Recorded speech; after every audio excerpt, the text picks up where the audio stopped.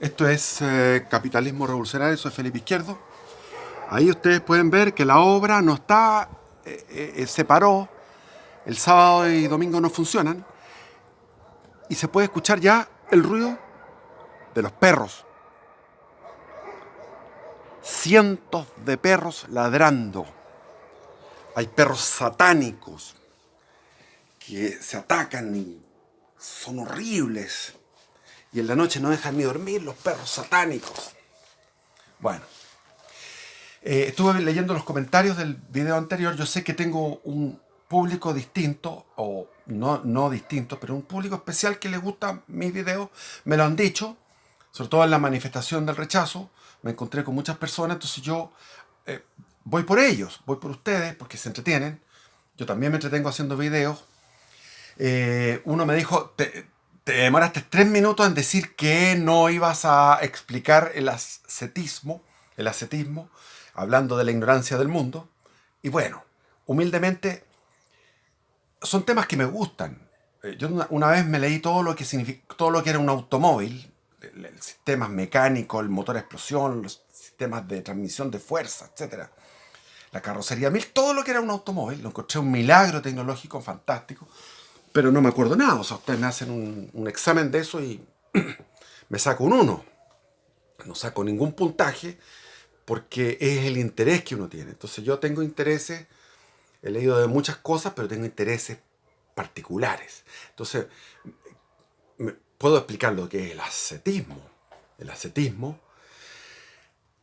está en la teología de la perfección cristiana, que es una teología que tiene un bimilenaria, son 2 milenios de magisterio de la iglesia, de doctrina, donde hay miles y miles de santos y beatos que han ido caminando en el camino correcto, en la senda correcta, sin desviarse ni a la izquierda ni a la derecha, como dice las escrituras, sino que en la rectitud doctrinal y en la rectitud de comportamiento, de lo que es la perfección de la vida cristiana. Entonces, yo leí cuando tenía 15 años un libro que se llama Teología de la Perfección Cristiana, de Arroyo Marín, y esto es un libro que está en papel Biblia y ahora está pasado a PDF. Lo miré en el PDF y no me gustó tanto como me gustó a los 15 años. Es curioso. Yo a los 15 años estaba ávido de eso, ávido. Entonces, existen 3 vías: la vía purgativa, la vía iluminativa y la vía unitiva. Las 3 van en paralelo, pero la vía iluminativa y unitiva van generándose a partir de la vía purgativa. Entonces, existe la vía purgativa, que es la del novato. Es típico que un novato hace un altar o hace un lugar para orar, porque o se viste con algún hábito. Yo cuando tuve mi conversión fue por lectura del Evangelio. Empecé a leer el Evangelio de Mateo, llegué al Sermón de la Montaña, llegué a las bienaventuranzas, leo la primera bienaventuranza, que es: bienaventurados los pobres de espíritu, porque de ellos es el reino de los cielos, y me vinieron lágrimas. Dios me dio el don de lágrimas. Un llanto dulce, exquisito, maravilloso. Yo me masturbaba y me venía una sensación de culpabilidad a los 15 años, y después de una masturbación entraba a una capilla ante el Santísimo y lloraba. Pero la masturbación había durado 2 minutos y el llanto duraba, no sé, media hora. Maravilloso, exquisito, una cosa de amor. Entonces tuve ese don maravilloso del don de lágrimas, entonces no podía seguir leyendo. Entonces al día siguiente iba al colegio, estaba en octavo básico. ¿Octavo? No, primero medio, estaba en primero medio. Entonces llegaba del colegio, tenía que hacer las tareas, la cuestión, la típica, y de repente iba derecho a esta misma Biblia. A esta Biblia, la Biblia católica preconciliar que estaba en el escritorio de mi padre. Mi padre me castigaba cuando sacaba libros. No le gustaba que yo sacara libros. Entonces, yo si sacaba un libro, trataba de moverlos para que no se diera cuenta. Entonces, mi lectura era clandestina, porque no le gustaba que le tocara sus libros. Y tenía 7000 volúmenes su biblioteca. Pero esta la sacaba, me iba al link de la casa y empezaba a leer. Y volvía a leer, volvía a Mateo 5 y leía otra bienaventuranza y me venían llantos de nuevo. Y así estuve como un mes. Se había cumplido un año del golpe militar. Acompañé a mi padre el 11 de septiembre de 1974 a la celebración del primer año del golpe militar, que fue una celebración muy modesta. Tengo que ser sincero en estas cosas.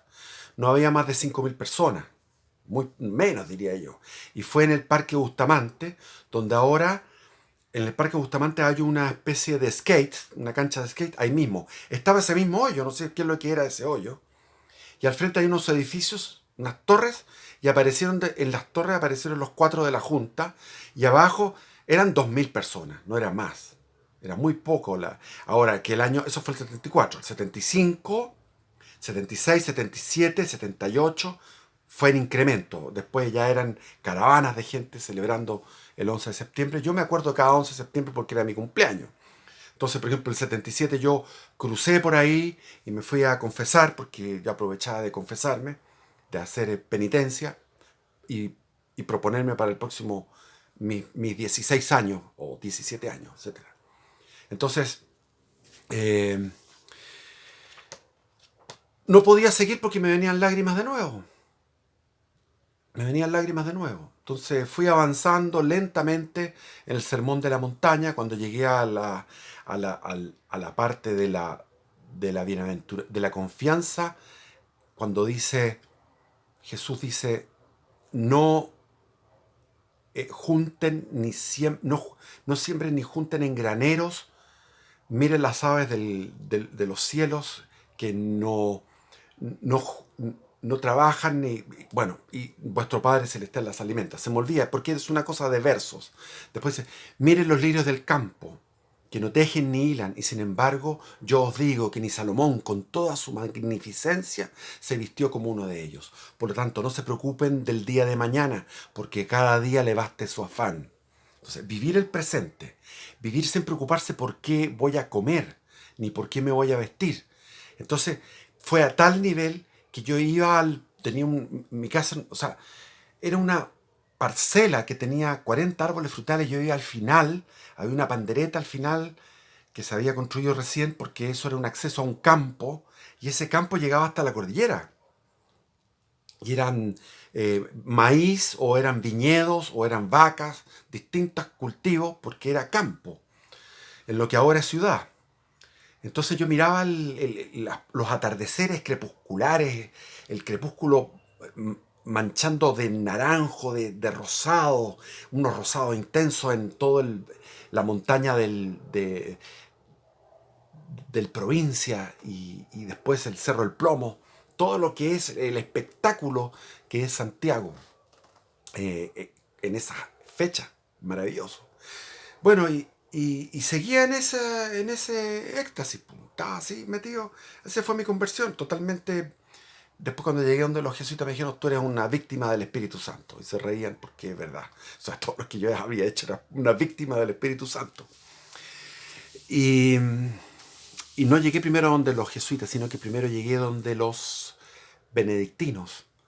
Y lo he contado, allá el padre Bernardo me dijo, ¿quieres venir a confesarte? Yo tenía unos rollos del Senado, que eran los que escribían, porque mi padre había sido senador, entonces tenía esos rollos, estaban ahí. Entonces escribía y me encontré un libro antiguo en unos baúles, encontré la imitación de Cristo, encontré libros de devociones del siglo XIX, de la familia mía. Entonces había exámenes de conciencia, entonces hice un examen de conciencia muy riguroso para hacer una confesión general y me atendió el padre Bernardo, benedictino, que me contaba que estaba saliendo recién de un rosario porque él rezaba un rosario por la salud de Franco. Entonces, bueno, él era tan franquista que rezaba todos los días porque Franco no se muriera. Esto fue el 24 de diciembre de 1974. Había terminado de leer el Evangelio de Mateo entre lágrimas, de gozo, de alegría, y me faltaban los otros 3 evangelios. Entonces él me invitó a hacer un retiro y hice un retiro ahí. Estaba el padre guarda que tenía una barba y aquí era todo pelado, que era el prior. Entonces, que era de Valdivia, que conocía a mi madre. Entonces, bueno, era un tipo muy especial, el padre guarda. Él era un gran arquitecto, pues fue el que diseñó ese monasterio. El que no conoce el monasterio benedictino de Las Condes es que no sabe de lo que es la arquitectura. Es una arquitectura moderna, pero extraordinaria. Extraordinaria, es muy bello. Es muy bello ese templo. Les recomiendo los días domingo a las 6 de la tarde, llegar a las 5:30. Allá tienen que irse por la calle Montecassino. Busquen la calle Montecassino, a la avenida Las Flores, que se llama. Tienen que ir por Estoril, Las Condes, Estoril. Estoril, claro. Ya me olvidé. Bueno, sí, Estoril. Avenida Las Flores, después Montecassino. En todo caso, ahí conocí al hermano Martín, que era el otro diseñador, el otro arquitecto. Después fueron 2 los que hicieron el monasterio. Y ahí le dije, ¿qué quieres leer de lectura espiritual? Yo le dije, mira, lo que quiero leer es la Suma Teológica. Y el hermano Martín se largó a reír, me dijo, ¿pero cómo me pide la Suma Teológica? Y yo estaba todo serio, le dije, tenía 15 años recién cumplidos. Le dije, no, es que la Suma Teológica es lo que estaba leyendo. Había leído fragmentos de la Suma Teológica en una colección de libros que tenía mi padre que se llamaba Hombres de Espíritu, donde estaba George Fox, Sócrates, miles, o sea, eran hombres de espíritu. Excelente colección que ya no existe. Ya las editoriales no hacen cosas buenas, hacen puras huevadas progresistas, horribles. En esa época tenían buenos libros, había buenos libros. Bueno, entonces se reía y entonces dije, ¿pero por qué? Me dijo, no, es que la Suma Teológica es como que yo te trajera la enciclopedia Espasa. Si ustedes no saben, la enciclopedia Espasa era... Yo terminé con un dolor en el brazo al sacar de una casa, de una casa donde yo bebía, la enciclopedia Espasa para regalarla. De partida nadie la quería recibir, porque mucho espacio. Se la quería regalar a los colegios, nadie quería recibir la enciclopedia Espasa. Eran, no sé, como 100 volúmenes inmensos. Bueno, la Suma Teológica, tú abres, encuentras cualquiera de estos volúmenes en papel Biblia y te metes con letra pequeña y empiezas a leer filosofía profunda. O sea, cada tema es tratado en profundidad. Cada tema. La pena capital, por ejemplo. La pena capital es una doctrina de la iglesia que ahora se niega, etc. Entonces, yo le dije, bueno, ¿tienes algo, un tomo? Y me pasó el libro de Arroyo Marín, Teología de la Perfección Cristiana, y ahí estaban las 3 vías, la vía purgativa, iluminativa y unitiva.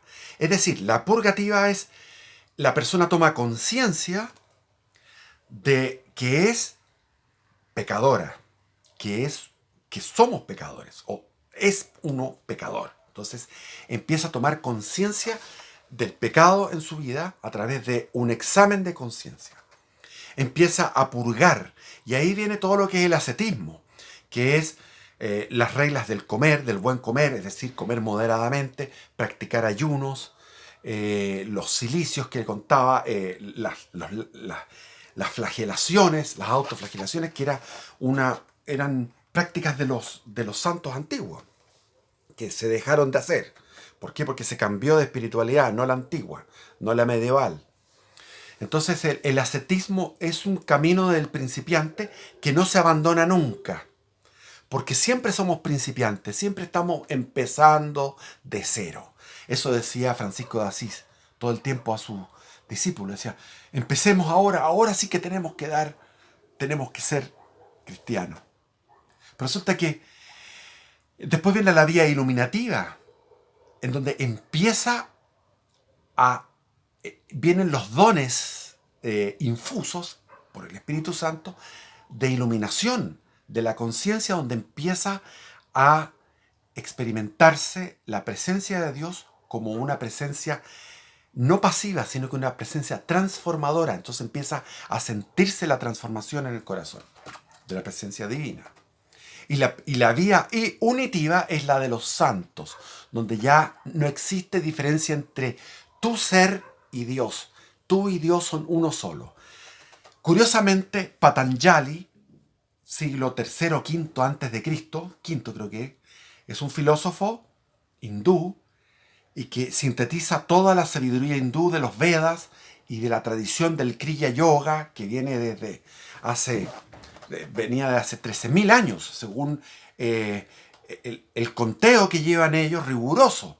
Esas son tradiciones que hay que creerle. Entonces, el hinduismo también habla de esto, habla de estas vías, purgativa, iluminativa, unitiva, y habla de las etapas que va pasando el yogi en su camino a la unión con Dios. Resulta que son muy parecidas a las católicas. Es decir, el hinduismo es parecido al catolicismo, al cristianismo profundo, de cómo va el hombre ascendiendo.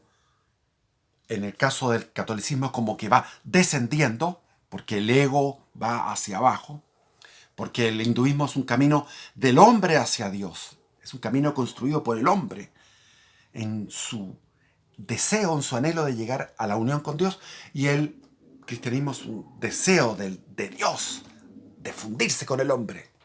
Tanto así que se hace crucificar, se encarna y se crucifica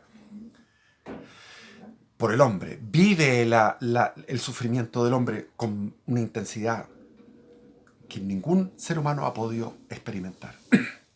Entonces, cuando uno lee a Patanjali, cuando uno ve la teología de la perfección cristiana de Arroyo Marín y otros más, San Juan de la Cruz, Teresa de Ávila, españoles, extraordinarios, o Santa Teresita del Niño Jesús, hay tantos santos, tantos místicos que hablan de esto, las moradas de Santa Teresa de Ávila. Entonces uno se va dando cuenta que uno, por ejemplo, se clasifica, porque Patanjali te clasifica esto también, en qué lugar estás. Y uno está siempre como medio novato, siempre es un novato. Por lo menos mi parte me ha pasado eso. Puedo pasar a un nivel, si uno es objetivo, no tiene falsa modestia, y dice, bueno, pasé a este nivel. Pero resulta que la santidad es como, por ejemplo, es un edificio, un edificio de 20 pisos. En el último piso está la santidad, la unidad total con Dios. Entonces uno de repente puede reconocer sin falsa modestia que ha avanzado algo gracias al Espíritu Santo y está en el piso 4. Pero ni se imagina cómo son los otros pisos hasta llegar hasta arriba. Y así lo menciona Patanjali, cómo va superándose el yogi, y en el caso de la teología occidental cristiana también es lo mismo. La distancia que hay entre el hombre normal es infinita. Es infinita, es una cuestión increíble. Ahora, del que es iniciado, en este caso yo me siento un iniciado y muchos de ustedes también, porque ya se sienten iniciados, pero estar iniciado significa que está en el primer piso, segundo, tercer piso. No ha llegado al 20º piso. Hay una cantidad de pisos para llegar hasta arriba, que uno no lo ha experimentado. Entonces, quedé impresionado con eso. Y ahora no hay santos. ¿Por qué? San Luis, rey de Francia, que era rey de Francia, que evitó guerras, cedía territorios para evitar guerras. Y cuando supo que había unos leprosos cerca de París, había una leprosería, él iba y atendía a los leprosos, sin miedo al contagio. Besaba las llagas de los leprosos. San Luis, rey de Francia. San Damián era un sacerdote que fue a una leprosería que estaba en el archipiélago de Hawái. Había una isla donde tiraban a los leprosos. El que entraba ahí no podía salir, porque era un asunto sanitario. Entonces, Damián, el padre Damián, sacerdote católico, dijo, yo voy para allá para darle asistencia sacramental a los leprosos. Al bajar al bote, al llegar a la playa, al pisar la arena de la isla, él sabía que ya no podía regresar nunca más. Nunca más. Y les hizo la misa a los leprosos. Y en la misa les decía, ustedes, leprosos, y les predicaba. Y en un día les dijo, nosotros, los leprosos. Eso fue una cosa muy linda. Esa se le entrega. Lo mismo que hizo Dios, lo que hizo Dios. Se encarnó en un hombre y murió en la cruz. Eso hizo el padre de Damián. Está lleno de ejemplos de santos que no importaba nada la peste. Iban donde estaban los que estaban con la peste. Y terminaban también con la peste. Esos son los santos, con una caridad heroica. Caridad en el buen sentido, porque la caridad, el demonio ha destruido esa palabra que viene del latín, que es de corazón. Caridad de corazón. Es la hermana de la palabra cardíaco. Caridad.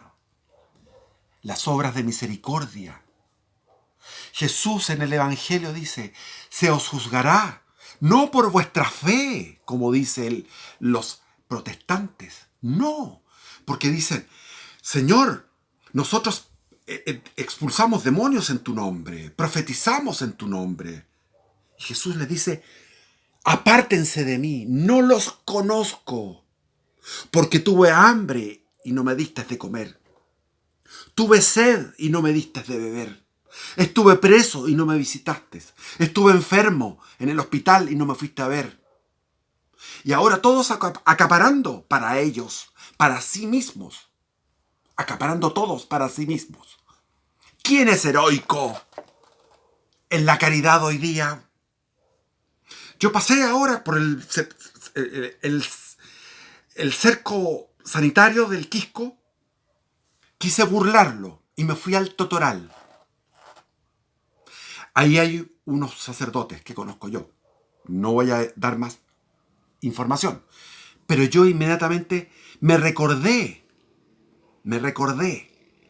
de situaciones que yo he pasado en las cuales no he sido acogido por una comunidad religiosa por motivos.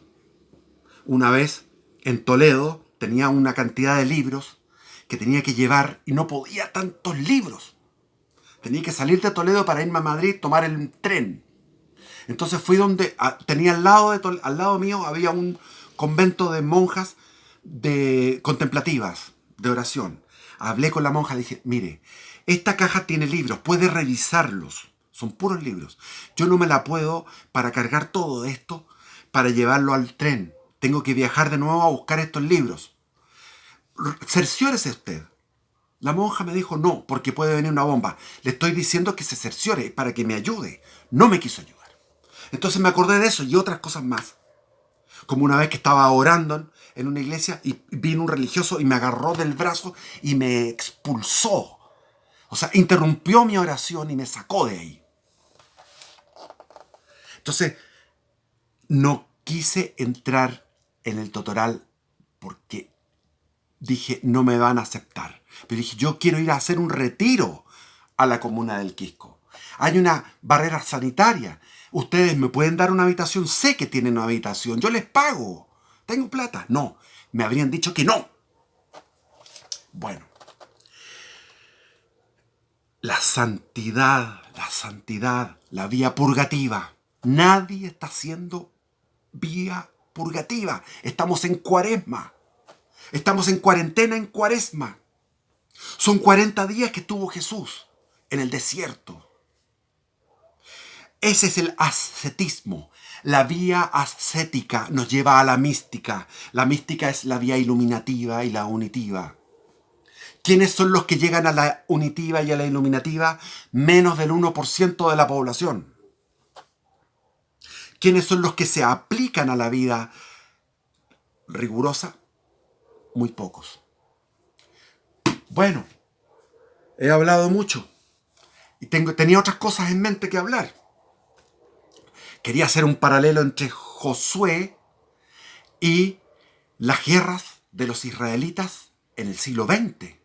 Es notable. Cuando Moshe Dayan, que tenía un parche aquí en este ojo,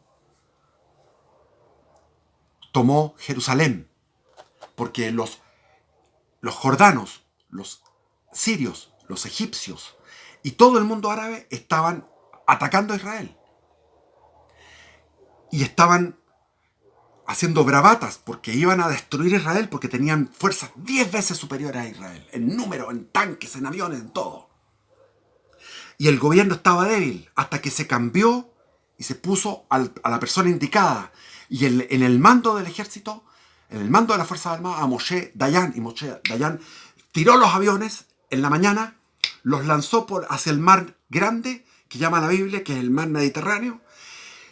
Y los espías árabes que estaban ahí no pudieron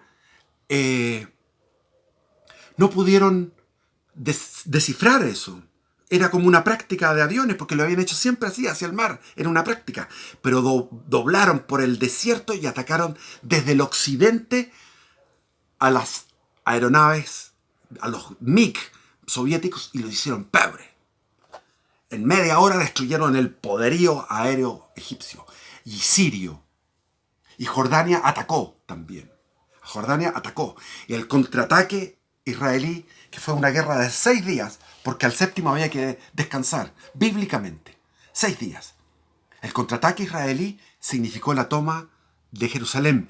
Y yo tenía 7 años, y me acuerdo que me impresionó las lágrimas en los ojos de los judíos, después de 1900 y tantos años de haber estado expulsados de esa tierra y haber estado expulsados de Jerusalén. Josué, los paralelos de Josué cuando se castiga a un infractor, lo mismo Pedro, cuando Ananías y Zafira guardaron plata para sí, porque era una comunidad, la primera comunidad que se creó en Pentecostés. Dicen los Hechos de los Apóstoles que eran 5.000 los puros hombres, por lo tanto eran por lo menos 20.000 cristianos en Jerusalén. Y Jerusalén en aquella época no había tenido más de 100.000 habitantes. Por lo tanto, un quinto, un cuarto o un tercio de la población de Jerusalén era cristiana. Y eran todos judíos, circuncisos. Y vino Pentecostés el día 50º después de la resurrección, el día y 10 días después de la ascensión de Jesús. Jesús tuvo 40 días en presencia de los apóstoles, presente. Y después de Pentecostés viene todo lo que es... Ya se me llenó la mente en un taco que están todos los autos tocando la bocina. Están todos los autos tocando la bocina. Todos quieren entrar a hablar. Me congestioné. Después me voy a acordar. Después me acuerdo y digo, no dije esto, no dije lo otro. Ahora quiero seguir en video. El que me quiere seguir, que me siga. Ay, Señor, algo iba a decir. Bueno, y todos pusieron plata, toda su plata. Acuérdese de Bernabé, el que salió con Saulo de Tarso, con Pablo, a predicar, que era de Chipre. Era un millonario, entregó toda su riqueza. Después otros entregaban distintos niveles de riqueza, pero los millonarios es mucho más mérito porque entregaban un montón de plata a la comunidad. Y Ananías y Zafira guardaron y se presentaron los llamó Pedro y murieron, fueron ejecutados por el Altísimo. Y la juventud que estaba ahí los tomó y los llevó a la fosa común, porque había un mandato de llevarlos luego, no podían quedar ahí. Y hay otros lugares, en el mismo los Hechos de los Apóstoles, a un procurador romano, que un ángel le clava una espada al procurador romano. O sea, ejecuciones del mismo Dios. Y está todo lo que, todo eso. Esto es una entretención. Esto es una entretención fantástica. Imagínense que son 73 libros. La Biblia son 73 libros. Y en 3 páginas, o sea, las 3 páginas de Josué no las he podido resumir. Hay más hechos. Hay que leerlas. No se puede. O sea, no se pueden resumir. Porque están ya, la Biblia ya es una condensación. Ya es una supercondensación. Así los exégetas, que son los que estudian, hacen una exégesis, una interpretación, donde van palabra por palabra, van viéndolo en el hebreo, en el griego antiguo, en el caso de Lucas, descubren, entonces pueden decir, como él era doctor, de profesión era médico, podía hacer una interpretación, esto significa tal cosa. En todo caso hay una prueba interna de los textos, porque ahí me acuerdo que en los textos de Lucas hay afirmaciones muy científicas de tipo de médico. Y después cuando habla de la navegación en los Hechos de los Apóstoles, habla de la navegación cuando tuvieron ese temporal gigante que Pablo iba profetizando lo que iba a ir pasando, que terminaron náufragos. Él va contando todos los detalles de la navegación, porque eso cuando uno lo aprende nunca se lo olvida. Yo como fui navegante también me encanta la luz verde, la luz roja, estribor, babor, todas las cosas de la navegación. Y Lucas lo describe como testigo presencial. Y estuvo 2 años, no sé si fueron 2 años que estuvo Pablo preso en Cesarea, preso del procurador romano, del sucesor de Pilatos, y ahí estuvo 2 años entrevistando a María, a la Madre de Jesús, entrevistando a todos los que habían tenido participación en la vida pública de Jesús y en la vida y en toda la vida de Jesús. Entonces construye un evangelio muy contundente Lucas. En fin, ya he hablado mucho. Duc in altum, viva Cristo Rey. Es mejor morir por Cristo Rey que morir por la patria. Por lo tanto, si hay una guerra civil o cualquier cosa y vamos a ser mártires, yo no voy a decir viva Chile, voy a decir viva Cristo Rey. Y gano el tiro, los méritos. Bendiciones, un abrazo.